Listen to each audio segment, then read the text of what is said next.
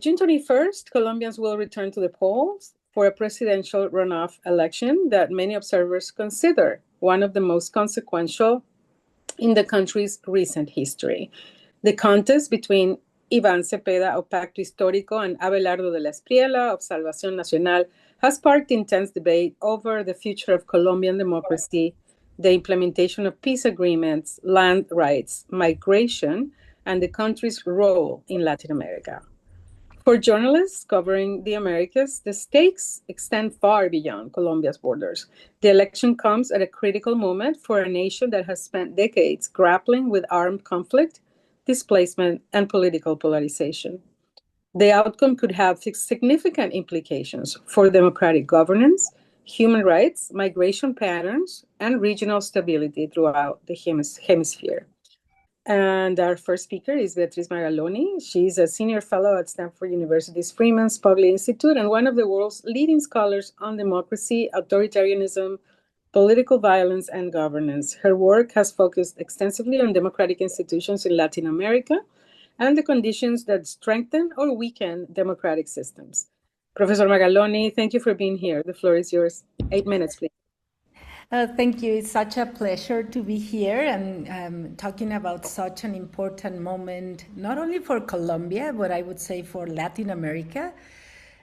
We are also observing elections in Peru that are really developing as of now with very, very similar dilemmas. So let me just begin by saying that observers for a long time have warned that Latin America is becoming dangerously polarized. Elections across the region increasingly pit left against right, urban against rural, and progressive against conservative. And many interpret Colombia's recent presidential context and the context in the second round that is coming in a few weeks. And even Peru's, I don't want to talk about that because we're focusing on Colombia, as the result of this polarization. And the contests are, as you know, incredibly tight. But I want to argue that the language of polarization obscures more than it reveals. Polarization suggests that citizens disagree about ideology, about policy, and generally democracies are very well capable of dealing with these policy debates, divisions between left and right, liberal, conservatives, whether you prefer more markets, less markets, more state intervention. And I don't think that what we are observing in Latin America is really about that today, although at first sight it does appear as that, as a confrontation between left and right. And what I would argue is that what we are observing is really not ideological per se, but really experimental. And it's the way people experiment democracy in their everyday lives and the way they experiment what they see as the state failing them. And so I would say that some resident citizens in Colombia, most of them in the urban areas and the semi-urban areas, really live Colombia as a very dangerous place.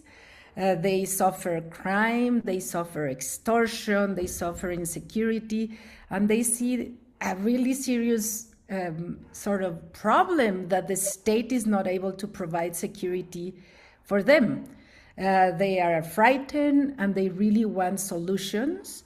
And a candidate like Abelardo de la Espriella seems to be a really interesting solution to them, because that candidate promises a tough-hand, mano dura approach that is going to emulate someone like Nayib Bukele in El Salvador, and is going to put, and I will say, a solution to this sort of problem that deeply affects their everyday life.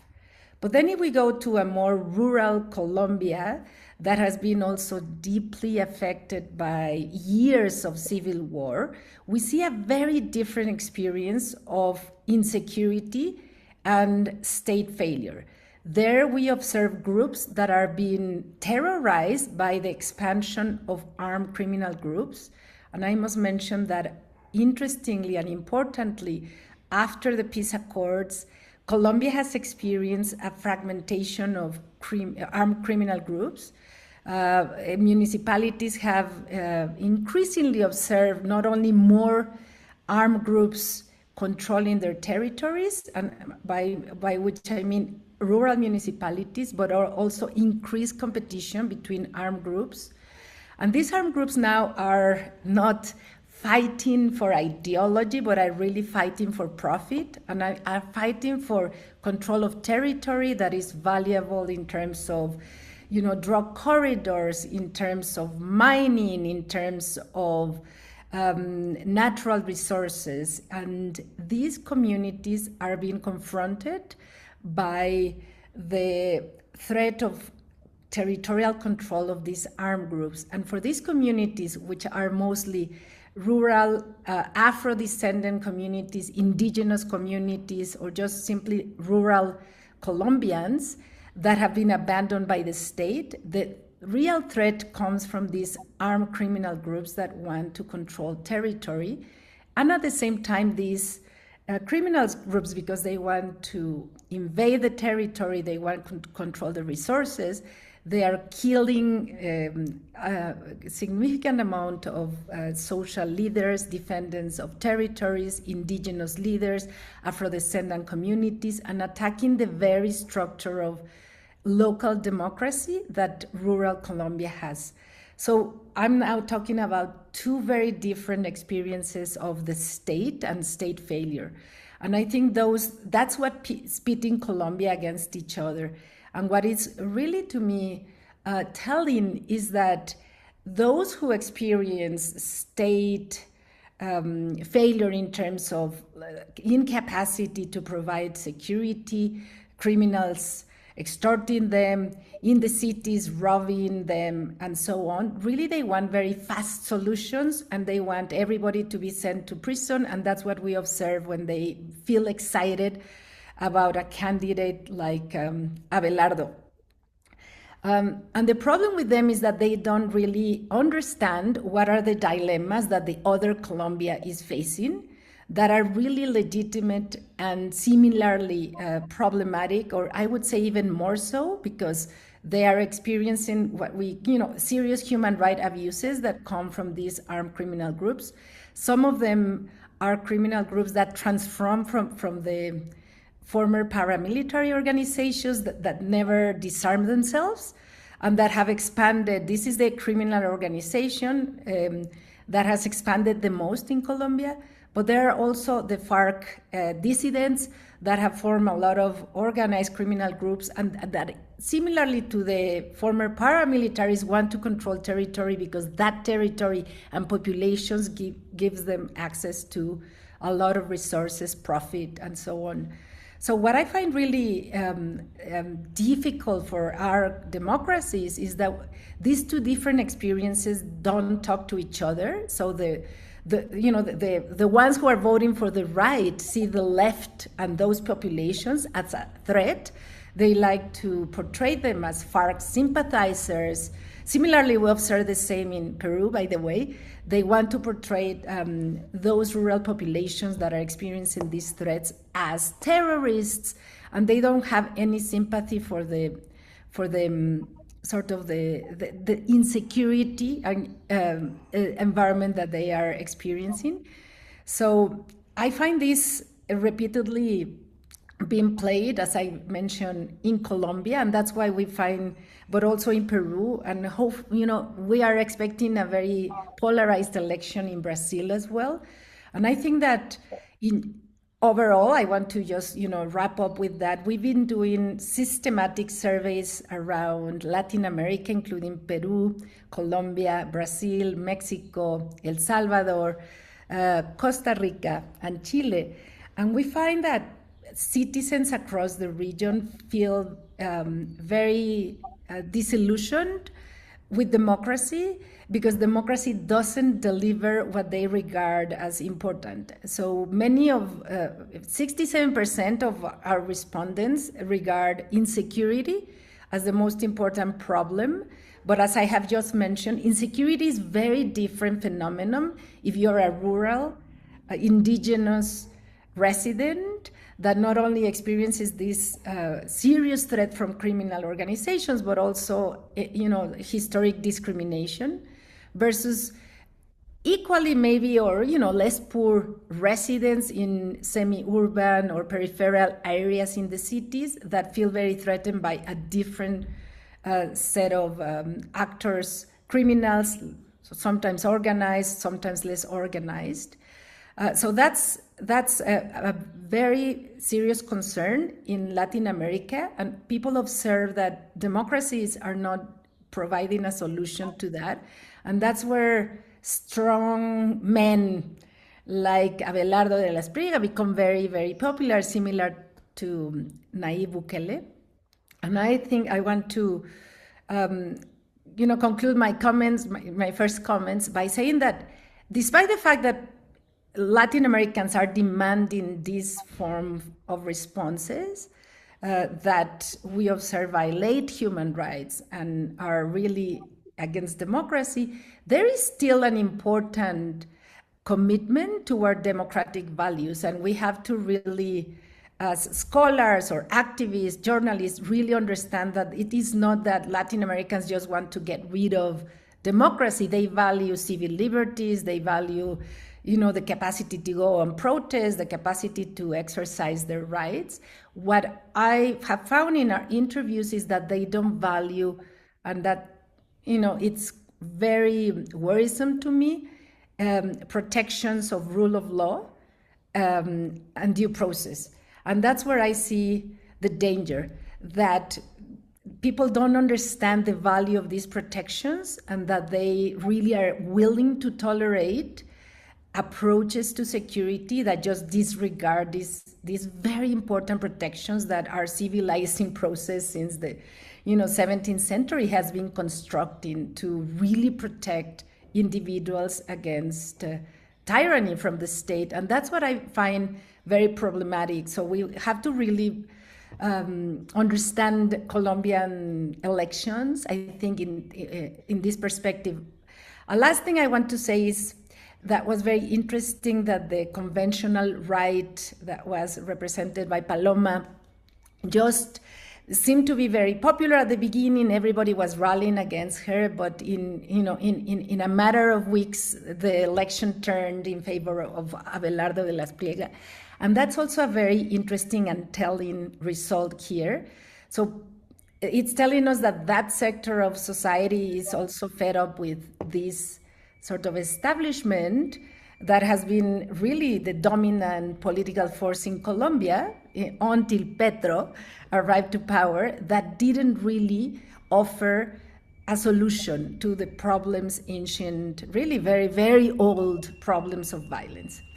So I want to end my comments there, and I'm sure we're going to have a conversation later on. Thank you, Professor Magaloni. In the chat, we have a few questions, and they all people want to understand how the Colombian situation or elections fit into the U.S., situation as well. So the connections and the effects and all of that. So the first question is from Elena Kuznetsova. The question is, how could Colombia's elections results affect immigration to the United States? Immigration is the major topic all over the news. Yeah, thank you. I mean, and I want to now refer again to Nayib Bukele because I really have a hard time pronouncing his name. I'm sorry about that. Okay. But Abelardo de la Espriella has emulated Nayib Bukele in the language that he uses. This is the type of very mano dura, strong hand approach that we're going to use against, in the case of El Salvador, gangs. Here is against criminals, and unfortunately, in the case of the United States today, with the Trump administration, it's against immigrants. And we are observing a really massive violations of human rights happening in the United States with immigration enforcement. Violations that I think are similar in the magnitude to the ones that we are observing in some of Nayib Bukele's prisons. And I think this dilemma is really sort of, I would not say universal, but it's present in democracies across the globe today. That within democratic states, there are really authoritarian enclaves that operate in plain sight, and that democracy doesn't find a way to restrain them. And this is really something that has motivated deeply my own work. So I have been working on police violence, torture, carceral institutions, and their atrocities within democracies. And how is it that democracies are not able to often stop these violations? And this is, to me, a very troubling phenomenon. So I would say that there are really a lot of similarities in portraying. I mentioned in El Salvador, for example, gangs are portrayed as non-human. And that's the picture that Bukele loves to present to us with the Secot pictures and all these, tattoo men as saying these are really non-human. And I think that this dehumanization of the other, so in the case of Colombia, I was mentioned about how often people see people who are living in the countryside who supported Petro as FARC supporters, guerrilleros, communists, and the same language we observed in Peru.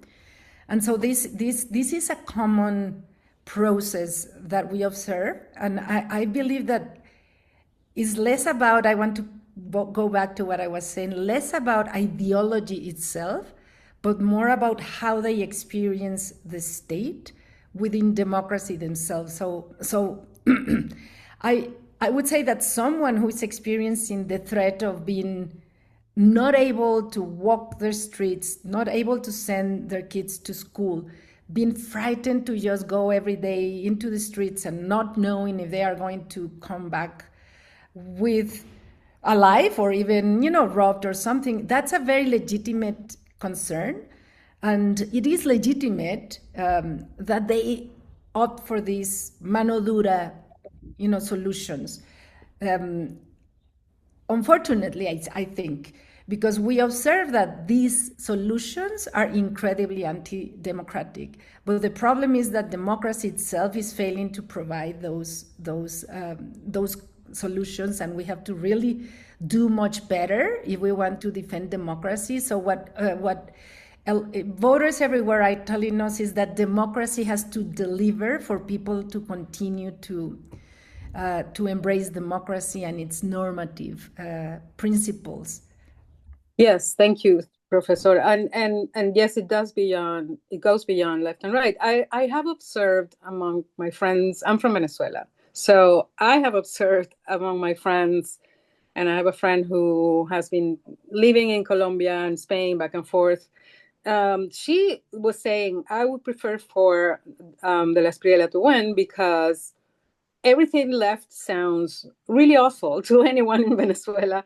So they really hold on to the idea that if you get away ideologically from what ails your country, everything's going to be okay. It doesn't sound like that's the whole solution or the whole context. What's your comment about, there's a lot of Venezuelans in Colombia, for example, more than 1 million or 2, I don't know how many.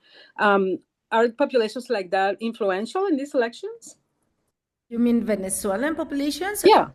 In these elections? That is a fascinating question, Pilar, and I haven't really been focusing that much on that, but I've seen some data.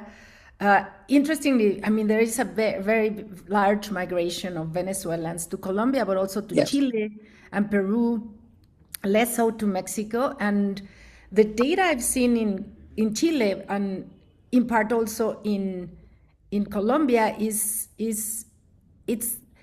it's really the opposite. Like, they observe Venezuelans, and I think they mischaracterize Venezuelans as those bringing violence and crime to their communities. So there is a very strong anti-immigrant sentiment. I saw that rising more in Chile than in Colombia, by the way, because I think Colombia did a much better role. The state in Colombia has done a much better role at incorporating Venezuelans into their economy, although we still observe a lot of difficulties and problems. But there was a set of very important state policies that better allowed Venezuelans to integrate for a number of years, not necessarily give citizenship, but really allow that type of integration, which we didn't observe in the same manner in Chile. So I think that this portraying of immigrants as crime bringing to the communities, which is also what, interestingly, Trump wanted to do with immigrants in the United States. And what I find interesting is that people who in the United States who relate to immigrants, either because immigrants are part of their communities or are part of their economic livelihood, so they employ them, they know that this is really not true, that most immigrants are not really necessarily criminals, right? But it's very easy for politicians to manipulate these perceptions. And I observed this more in Chile, I believe, but also in Colombia. Thank you so much, Professor. Stay around, please.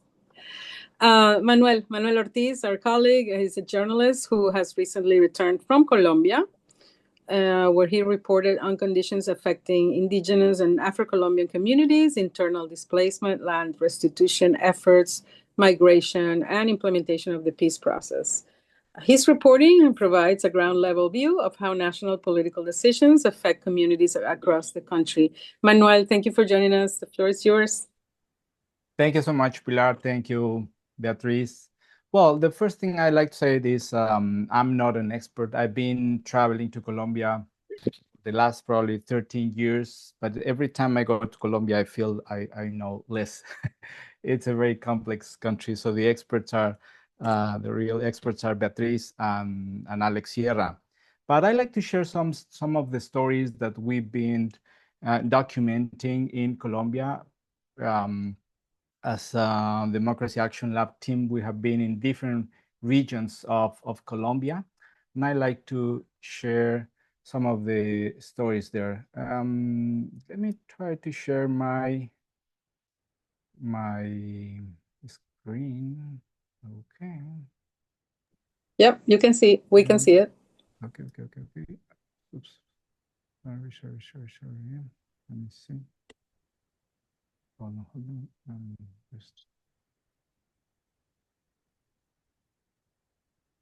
I just want to see in presentation format. Oh, here. Sorry. Okay. Can you hear me well? Because I think my connection is kind of weird. Yes, I can hear you well. Okay, good. Thank you so much. Well, she is Carmen Velasco Tumbe. She's the mother of Floralba Tumbe, who was 28 years old when she was killed last May 21st. A few days before the first round of elections in Colombia. Oops, what is that? Okay. She's Maria Inés Cuchillo. She's the widow of Jairo Rodrigo Tumbala Morales, who also was killed on May 21st, just the last May 21st. What happened is that it was a violent confrontation in Cauca. Cauca is one of the 32 departments in which Colombia is divided. There was a national news confrontation between two indigenous groups, the NASA of the Pitayo Indigenous Reservation and the Misak Indigenous Reservation. They are fighting about a territory that is in the middle of these two reservations. When the problem happened, when the confrontation happened on May 21st, probably 2 or 3 media outlets went to the place and stayed there for an hour.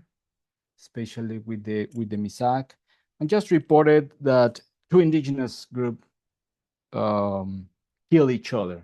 As a result of this confrontation, more than 100 people were injured, and 9, we are confirming that, but seems like until now 9 people have died. So I went there with a colleague from a local newspaper, Andres, and we stay with both communities, with Nasa and Misak, for a couple of days to really understand what was going on. And what is really going on is beyond. This is more than a problem that is just a confrontation as media report. This problem in listening both communities have to know with a deep problem in Colombia that is very linked to the next elections. After this confrontation, Petro, the president, deployed the army to avoid confrontations.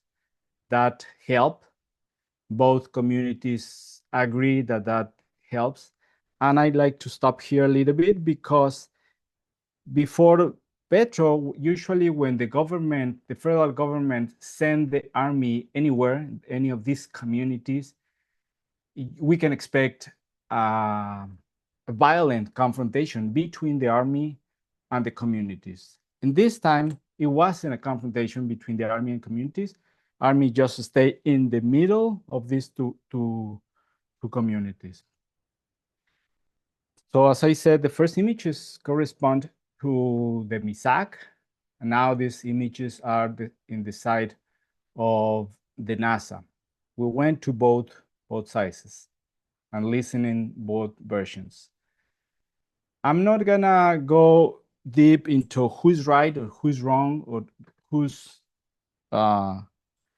who have the right to be in the land, because as I said, this is beyond that. This is the territory we went in.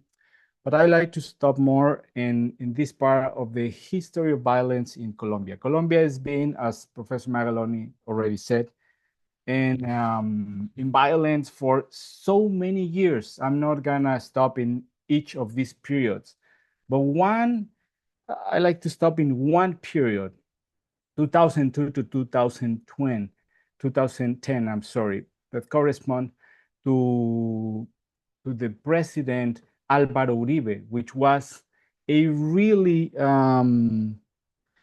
we have a lot of violence, and we have a lot of forced displacement in different parts of the territory.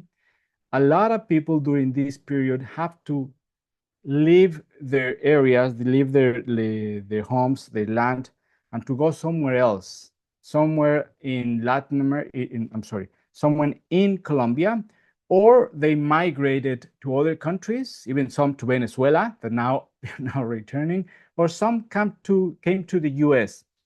The thing is that I think this period is very important in this time, in these elections.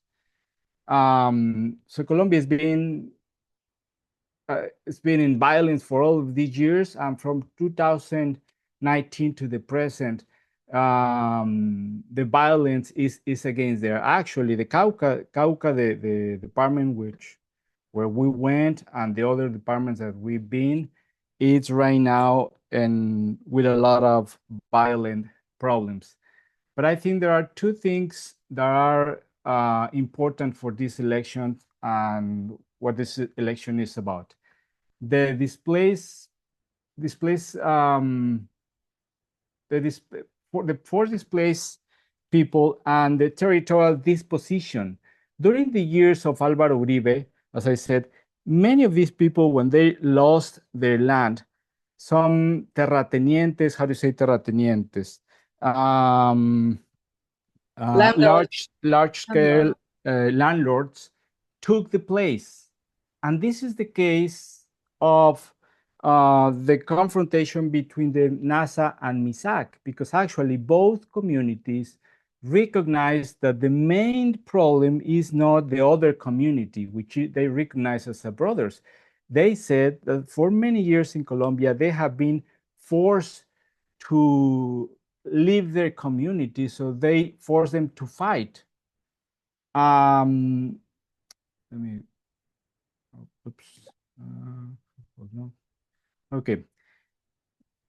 Beatriz Magaloni and the team of Democracy Action Lab, we went also to another region, Montes de Maria, which is here in the, hold that, I don't know where, I'm not seeing my own map. Yeah. Montes de Maria, which is in the Caribbean region in Colombia. It's another story, but it's similar to the other story. It's also a story of territorial disposition.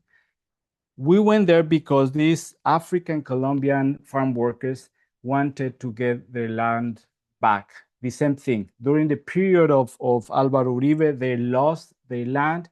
They are trying to recover the land a little by little. And what they see is that in these recent years of Petro, we can see here this sign saying private property. But these private properties were actually, this is the property that belongs to the farm workers. Once these terratenientes, to this landlord, take the land, they put this kind of signs. They put private security like this one.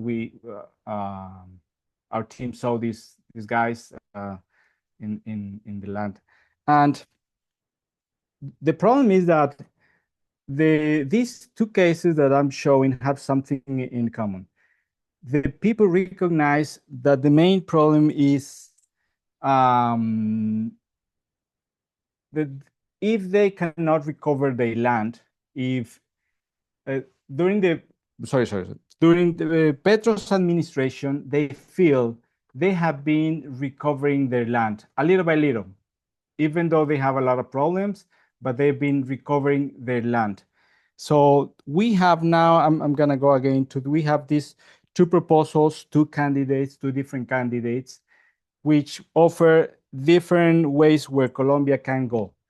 This is, as I think Sandy said at the beginning, or you said, Pilar, at the beginning, this is not, in my opinion, I don't know what Beatriz and Alex think, but this is not about left or right, because both candidates have said that the economic system that they will have in case they are president is actually capitalism. This is not about left or right, but this is about democracy version democratic backsliding. This is about the peace agreements and restoring land versus returning to the periods of violence and land grabbing like Álvaro Uribe. Because while one of the candidates, Cepeda, is talking about continuing with this recovering of land, recovering with the peace process, recovering with the peace accord, the other is talking about actually go fight again like the old days with Álvaro Uribe. Colombia already have that. And also I think these elections are about sovereignty versus colonialist rules by the United States. I think Alex will talk a little bit more about that. One of the candidates is actually very aligned with the US policy. And when I show you the history of Colombia, the history of violence in Colombia, during the period of Álvaro Uribe, actually, is when we have not only that, but we have a lot of intervention of the United States. And that intervention creates a lot of forced displacement and created a lot of violence in these territories. So I'm going to end with this. I think both cases, and these are not the only cases that we have documented in Colombia. Let me return to stop sharing. Both cases, the one in Cauca and the one in the Caribbean, recognize that the future of Colombia and probably the future of part of Latin America, it's in jeopardy right now, the future of democracy, because one of the candidates, Espriella, it's also difficult for me to pronounce his Abelardo de la Espriella, is actually proposing to return to these days of violence in Colombia. As I mentioned, Colombia right now it's in a violent crisis, but all the periphery, all the departments, the people who is around, actually the people who is based or living in all of these more violent places, they like kind of want to a continuation of the now's policy versus return to Álvaro Uribe's period. I'm gonna leave it like that, and yeah, we can continue the conversation. Thank you so much. Thank you, Manuel. I think you successfully explained how complicated Colombia is, how many layers there are to the situation there. And I'm just going to take a question or two and then move on to our next speaker who has joined. Welcome, Alex. But let's take a question first. Henrietta Burrows. Pilar, thank you. Usually governments have a way of dividing people, and that way they can control them better. So I'm wondering, what role did the Colombian government play in the fighting between the two groups? Right now, the government is trying to be in the middle. Actually, they've been waiting for a meeting in both sides.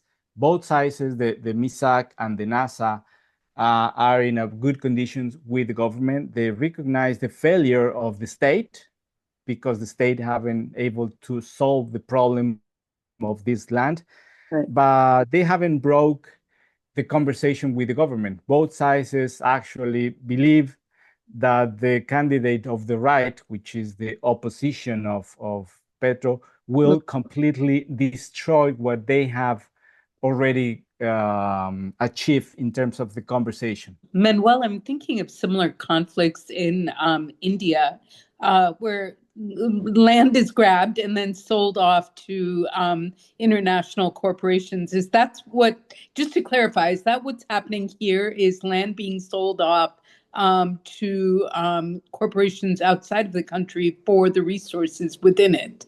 It could be similar. The thing is that Colombia never had an agrarian reform like Mexico. Mexico had an agrarian reform after the Mexican Revolution. So the farm workers own the land. The problem here is that the farm workers and the indigenous, in many cases, they don't own the land. So when they are forced displaced, when they try to return to the land, they have no paper saying that they own the land. While they are out of their own land, some these terratenientes take the land, they do agribusiness, and then they start fighting. Part of the violence that we see in Colombia right now is based on that. Not everything, because as Professor Beatriz already said, the guerrillas right now left the ideology and is more like about illegal businesses. But that's how this start, and that's why some of these communities, indigenous, African Colombian communities, are afraid of in these next elections, because they really want to continue with this process of recovering the land. Even the NASA and MISAC, they said, okay, let's say we don't recover the land which is in the middle of these two communities. We like to get our land back, which is not in the middle, which is up and the bottom. If we recover that land, we don't have to fight for the land which is in the middle. And I wanted to put this example of this fight because I think I fear that if Espriella win, what we will see in Colombia, it's a lot of fights like the one we saw in Cauca. We will see a lot, because the people will not be able to solve the problems. And of course, the people have to live and work somewhere. So they will start fighting for the little piece of land that they still have. Okay, thank you, Manuel. Let's just go to Alex Sierra. He's an anthropologist for the Centro de Estudios Sociojurídicos Latinoamericanos, CESJUL. And he has been closely tracking developments on the ground in Colombia and brings extensive experience monitoring electoral processes, voter behavior, and political dynamics throughout the region. Alex, welcome. Muchísimas gracias por la invitación. Me voy a permitir hablar en español.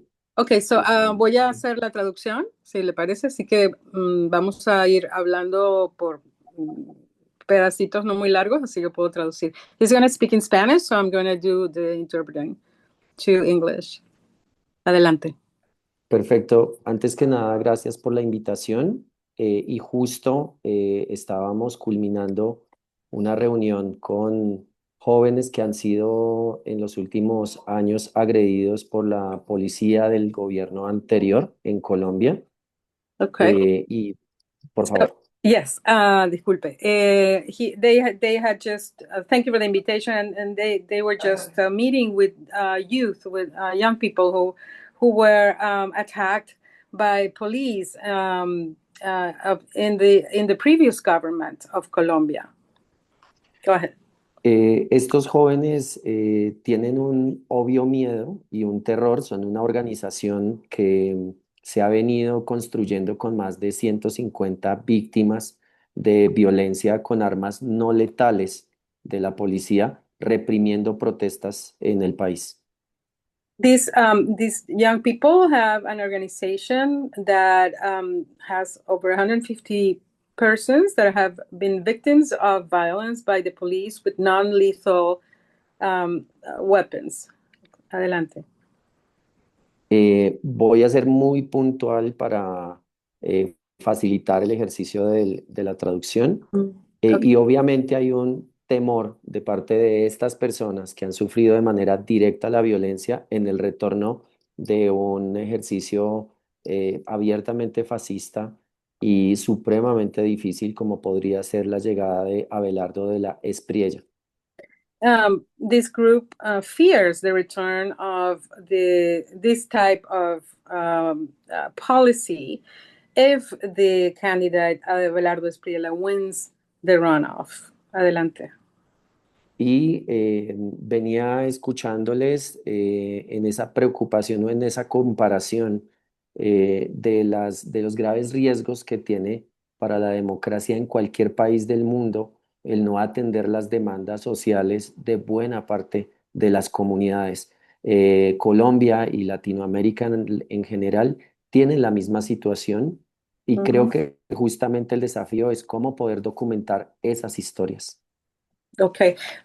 He says that he listened to them talk about, how it's very risky for democracy to, for the government not to tend to the demands, the social demands of groups that feel, abandoned or attacked by the current system. Adelante. Y terminaría diciendo que Abelardo de la Espriella busca emular a Nayib Bukele con una enorme dificultad para lo que sería Colombia, y es el control armado de más de 57 estructuras con capacidad de guerra. Esto generaría en un eventual gobierno de Abelardo de la Espriella un espiral dramático de nuevas violencias y de un drama humanitario sin precedentes para el país. ¿A qué se refiere con estructuras?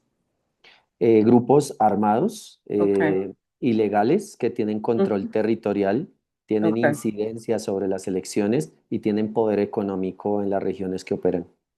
Okay, he says that Abelardo de la Espriella, which is the right, the candidate of the right, let's call him that.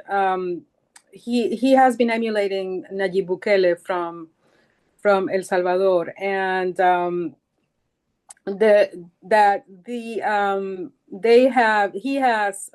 right has. There are more than 57 groups, illegal groups, with the ability to create violence armed groups that operate illegally and that could significantly affect the situation in Colombia and create more violence and displacement and complicate the situation.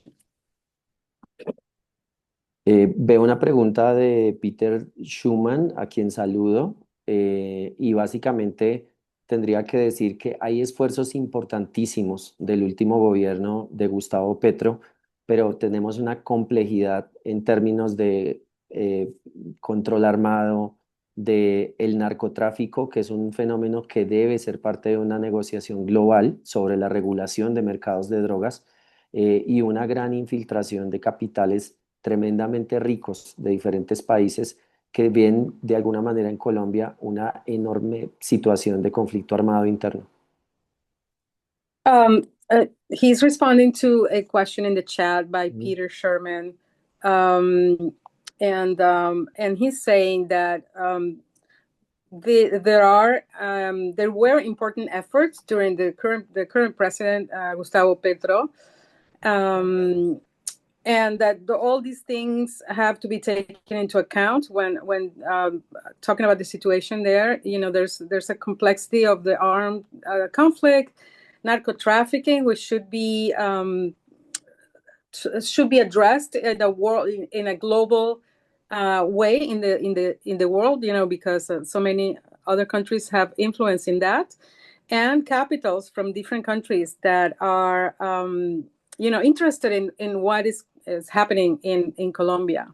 A lot of money, people with money and capital that are looking at the situation there to see, what the opportunity is. Yo quisiera cerrar con una pregunta que hace Sandra Martínez, que refiere de cómo puede el resultado de estas elecciones en Colombia tener alguna relación con América Latina y su situación inmediata. Y respondo que Colombia es básicamente uno de varios países donde se viene aplicando la misma medida. Una serie de candidatos mesiánicos de extrema derecha, estamos hablando de Argentina, de obviamente también el Ecuador, tenemos el fenómeno obviamente de Nayib Bukele en El Salvador, y básicamente lo que entendemos desde Colombia es que es una derecha internacional muy organizada, viniendo un poco a socavar o terminar derechos sociales y políticos para estos países en función básicamente de extractivismo, lo cual pues claramente va a tener un impacto en derechos humanos sin precedentes, no solo en Colombia, sino en toda la región. He's responding to a question by Sandra Martinez. How might the outcome of these elections influence the political future of Latin America? He says what's happening in Colombia as a pattern, and this is managed in some way by the international extreme right, which has supported candidates in Argentina, in Ecuador, and El Salvador. Candidates, populist candidates who seek to promise solutions to very complex problems. He sees the international right being organized to take advantage of those situations to really extract resources from countries. Okay. Tengo también finalmente muy rápido una pregunta a propósito de cuál es ese rol de los Estados Unidos en las elecciones, en estas elecciones en Colombia. Y vale la pena mencionar que yo estuve personalmente como observador en elecciones en Honduras, en Chile también el año anterior, y hemos venido identificando que ese patrón de Donald Trump generando una injerencia directa sobre las elecciones, pues obviamente tiene un impacto muy negativo sobre democracias que son muy débiles en países donde hay un gran temor acerca de esa relación autoritaria que históricamente hemos tenido con los Estados Unidos. El ciudadano del común tiene una enorme tensión frente a la relación con los Estados Unidos, pero claramente hay miedo de no tener una mala relación con esa histórica asociación asimétrica y de poder que se tiene desde los Estados Unidos. Me refiero a, en este caso, Donald Trump. He has been observing elections in Honduras and Chile recently, and he, has identified the influence that Donald Trump and his rhetoric and sometimes his direct action have on these weak democracies, and populations that are very afraid of this relationship because they have a history of bad influence of the United States imposing dictatorships, etc. The common citizen is very afraid of this. ¿Terminó? Hay otra pregunta, perdón por alargarme, pero No, las son preguntas están ahí. apasionantes las preguntas. Sí. Y bueno, y se nos dice por qué esta expansión de los grupos criminales en Colombia y cuáles son esas implicaciones, diríamos, a propósito de los derechos humanos. Y tiene que ver con algo muy importante y es entender que los fenómenos de flujos de drogas tienen que ver profundamente con demanda y obviamente producción. Colombia produce cocaína y hay un elevado número de demanda. Informes como el UNODC han permitido identificar que globalmente hay una mayor demanda de cocaína. Entonces es supremamente complejo que los Estados Unidos tengan una política estrictamente y venimos en un retroceso importante de la política acerca de la acción directa se hace sobre los países productores. Esta relación que debe ser totalmente asimétrica entre productores y usuarios de sustancias debe ser parte del debate internacional y obviamente centra la atención en la erradicación, en la fumigación y en otro tipo de mecanismos que están superados y que obviamente Colombia ha venido haciendo una propuesta distinta acerca de cómo es posible tanto regular como atacar los grandes capitales y los grandes mercados de drogas más allá de los campesinos e indígenas. Okay, so he's talking about the need to focus on the narco trafficking, complicated issue of narco trafficking, and that there has to be more than just a attention on the production of drugs. And there has to, of course, we have to move to a more balanced approach where demand is also, international demand is also taken into account. So we have 4 minutes to go. So I'm going to ask, muchas gracias. Tenemos apenas 4 minutos. Entonces voy a pasar a Beatriz, que quiere hablar. Un momentito, Beatriz Magaloni, Professor Magaloni, please go ahead.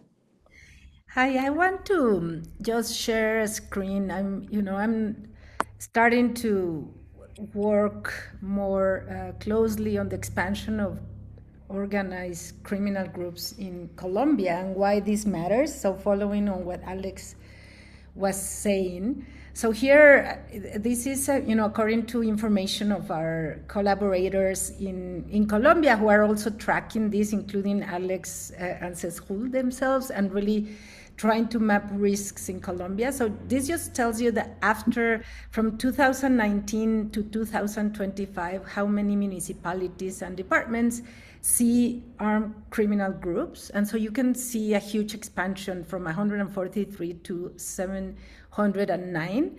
And that means that what used to be sort of the FARC and the paramilitaries have transformed into organized criminal organizations. And I just want to quickly show you, this is today areas of the country that are contested among different criminal organizations. But what I want to really focus more is really which type of criminal organizations are occupying the territory in Colombia. So we observed the Clan del Golfo, these were the former paramilitaries that never disarmed, and they have really expanded more than any other group.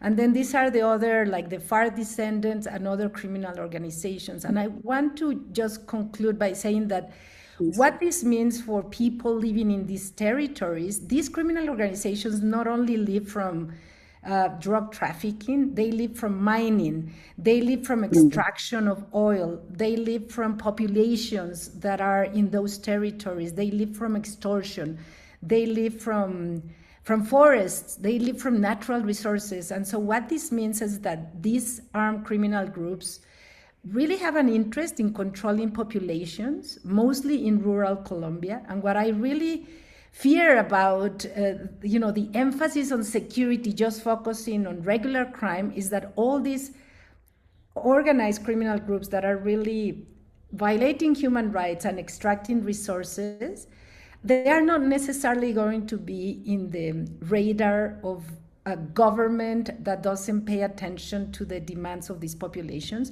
The populations that are mostly affected as Afro-Colombians, indigenous populations, and as I mentioned, rural.